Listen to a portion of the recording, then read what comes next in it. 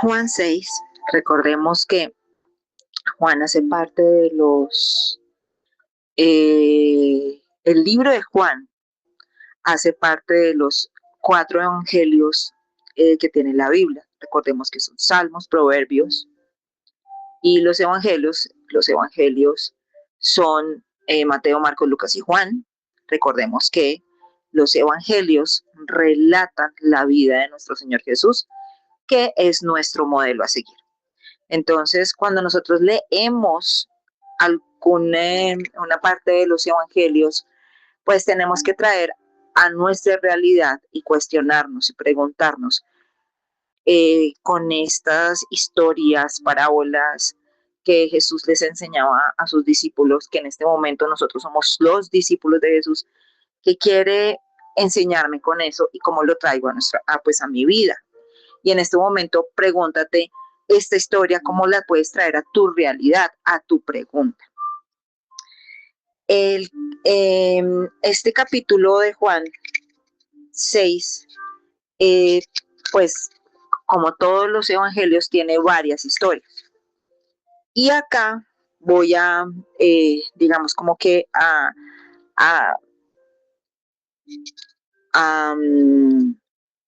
transmitir como los mensajes principales de cada una de las historias dentro de este capítulo.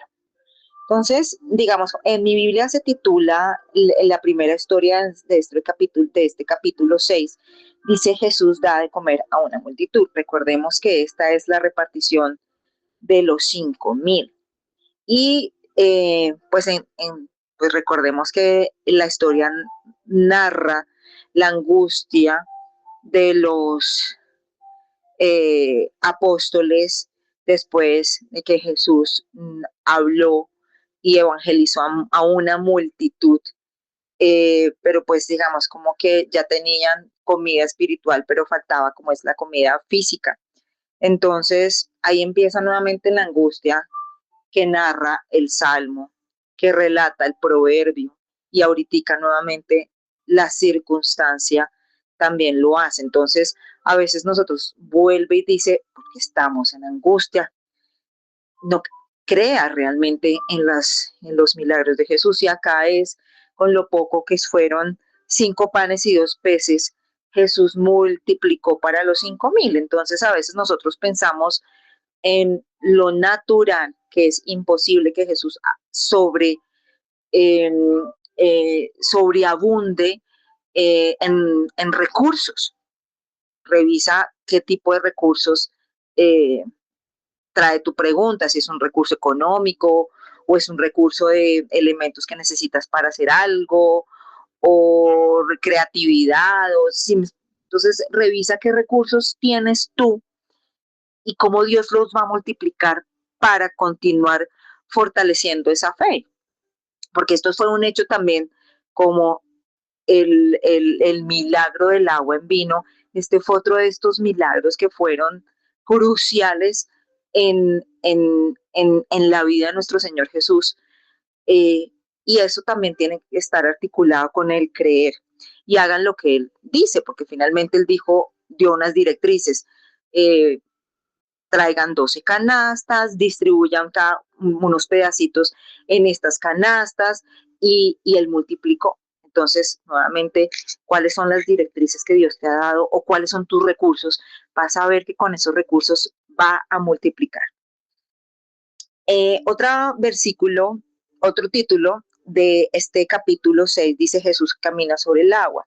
Entonces, nuevamente, acá la narrativa de la historia es un contexto de lluvia, tormenta, viento, miedo.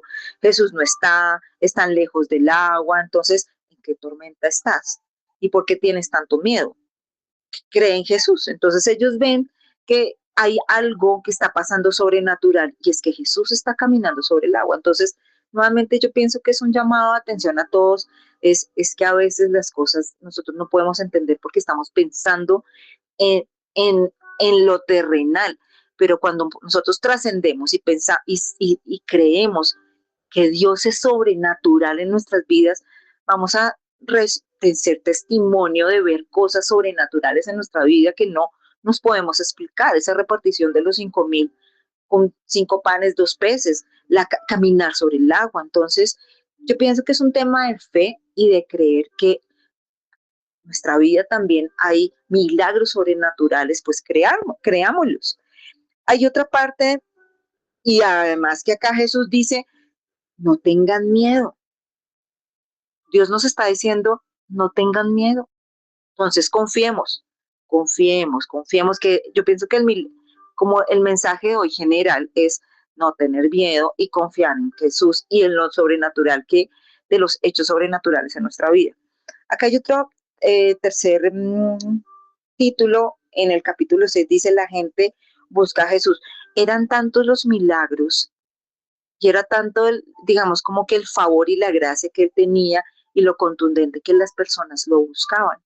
Entonces, si tú eres ese evangelizador, pues Dios te está usando porque hay mucha sed.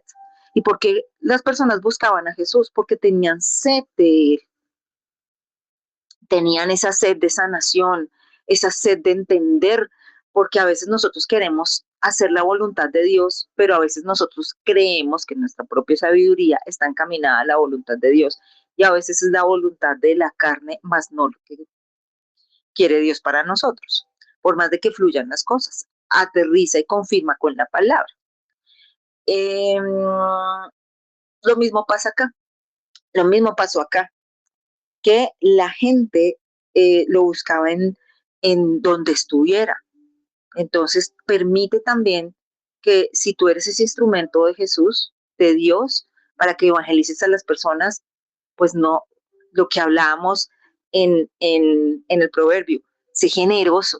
Entonces también enséñale a las personas a escuchar la voz de Dios. No solamente lo tomes para ti, enséñales cómo hacer un devocional, leer un salmo, un proverbio, un evangelio, un libro del Antiguo Testamento o en el libro en que estén, pero los mínimos son estos 3 libros.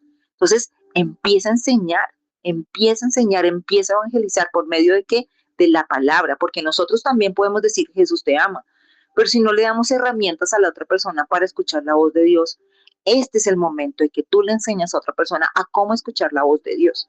Ese es, hay que ser también generoso hasta con el conocimiento. Continuamos con Jesús es el pan de vida. Entonces, acá también nos invita a que Jesús nos está diciendo que Él es el pan de vida. El que crea en Él tendrá vida eterna. Acá hace una analogía que donde decía sus antepasados comían el maná, pero ellos murieron, porque estábamos hablando de antes de que Él llegara. Y fueron hechos sobrenaturales el maná, que fue un alimento del cielo. Pero ¿qué pasa cuando llegó el Señor Jesús? Él estaba anticipando lo que le iba a pasar y él decía, yo soy la fuente de vida. El que, el que, el que viene a mí tendrá vida eterna. Entonces, por eso es importante la oración de fe, porque nosotros creemos que el Señor Jesús es nuestro Salvador y es el Hijo de Dios. Y por eso estaba preparando el camino y afirmando ese propósito, porque Él selló con su sangre esa salvación y esa sanación en nuestras vidas. Entonces, cuando nosotros lo creemos, somos salvos por la gracia, pero a veces se nos olvida. Y esta historia afirma el propósito de Jesús en nuestras vidas. Él es el pan de vida. Podemos continuar también con la siguiente subtítulo donde también habla exactamente lo mismo y digamos como que estos dos siguen como afirmando lo mismo y me permito decir lo siguiente, dice en, en el versículo, este capítulo se llama Palabras de vida eterna y es bastante importante porque Jesús acá dice lo siguiente, el espíritu es el que da vida, no lo carnal, no sirve para nada. Y las cosas que yo les he dicho son espíritu y vida. Pero todavía hay algunos de ustedes que no creen. Esto lo he dicho porque nadie puede venir a mí sin que el Padre no se lo conceda. Digamos como que esta misma parte empieza, pues afirma que nosotros podemos tener la carne, pero sin el espíritu y el alma, por supuesto, pero él habla acá del espíritu, no tiene ningún sentido. Entonces, nosotros como seres humanos es una parte muy importante lo que es el espíritu. Y otra cosa es que Dios es el que permite acercarse a Jesús. Y más que el que permite, pues acá, eh, digamos como que nosotros pasamos por circunstancias y es porque, más que Dios lo permita, es porque también Él está forjando carácter. Muchas veces nosotros leemos en la Biblia, en los proverbios, es hierro con hierro se afila. Y uno dice, pero ¿qué es esto? Muchas veces nosotros somos forjados, nuestro carácter, porque a veces es muy explosivo, reactivo o blando, sumiso, en cierto modo que pues a veces sí es importante la voz con respeto obvio, pero digamos como que Dios conoce nuestras personalidades, donde nos invita a callar o nos invita a hablar. Entonces acá también es importante porque esto hace parte de la afirmación de este versículo que acabo de decir que digamos como que es el Padre quien permite que pasen las cosas. Entonces a veces, pues nosotros, y es como como un párrafo donde nosotros podemos decir para qué estamos viviendo esta circunstancia o por qué o para qué. Entonces, este cuestionamiento de qué me trae, o sea, esto que estamos viviendo, cuál es el aprendizaje, es porque Dios también quiere que seamos mejores personas y nos invita también, pues porque es que también tenemos libre albedrío, pero entonces ahí es donde nos está probando, más que probando Dios, es que nos deja que reflexionemos lo que pasaba en estas historias, crean, y Él dejaba. Ahora, acá también hay una parte en el cierre que me parece súper interesante donde dice, eh, donde cuestiona mucho a los discípulos precisamente porque ya se está llegando como el momento y él también narra que lo van a traicionar acá. Y entonces Jesús también dice, ustedes también quieren irse porque los cuestionan los fariseos, él ya sabe que hay una persona que lo va a traicionar, como lo decía en el Salmo, que en el Salmo el que estaba más cerca de él lo va a traicionar, su amigo. Entonces acá está afirmando, es como si fuera una concordancia de algo está pasando. Entonces también, digamos, como que entendamos que a veces esos propósitos que están pasando también Dios está trabajando con la otra persona, porque no solamente es con nosotros, y qué pasa con el corazón de la otra persona. Entonces aquí Jesús cuestiona y Simón, Pedro, pero acá lo dice Simón, dice, Señor, ¿y a quién podremos ir? Tus palabras son palabras de vida eterna. Nosotros ya hemos creído y sabemos que tú eres el Santo de Dios. Y entonces Jesús les responde, no los he escogido yo a ustedes 12, sin embargo, uno de ustedes, digamos como que acá la palabra es, me va a traicionar. Entonces, al decir esto, Jesús hablaba de Judas, hijo de Simón Iscariote, porque Judas iba a traicionarlo, aunque era uno de los 12 discípulos. Entonces nosotros podemos, nuevamente yo les digo, nosotros podemos estar en esta vida cristiana, pertenecer incluso de servidores en la iglesia, pero también es importante que nosotros pues tengamos cuidado también con nuestras amistades, a quién le hablamos, en quién confiamos, depuremos todo a través de la Biblia.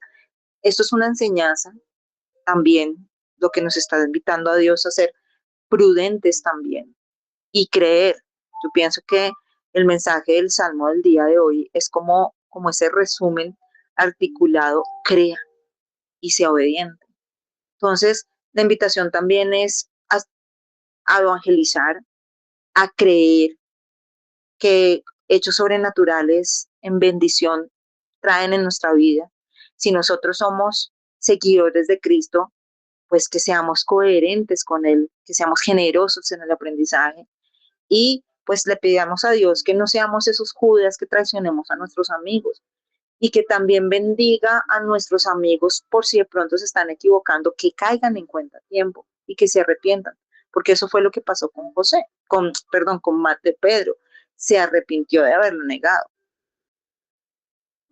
En cambio, Judas pues tuvo remordimiento y en lugar de reconocer de que se equivocó y pedir perdón, lo que hizo fue quitarse la vida, huir del proceso.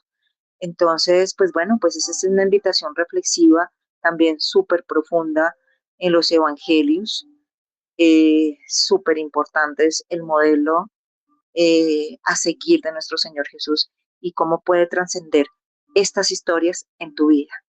Muchas gracias por escucharme y por participar en esta maravillosa velada de este lindo ministerio que se llama Jesús, Rey y Luz para las Naciones. Gracias.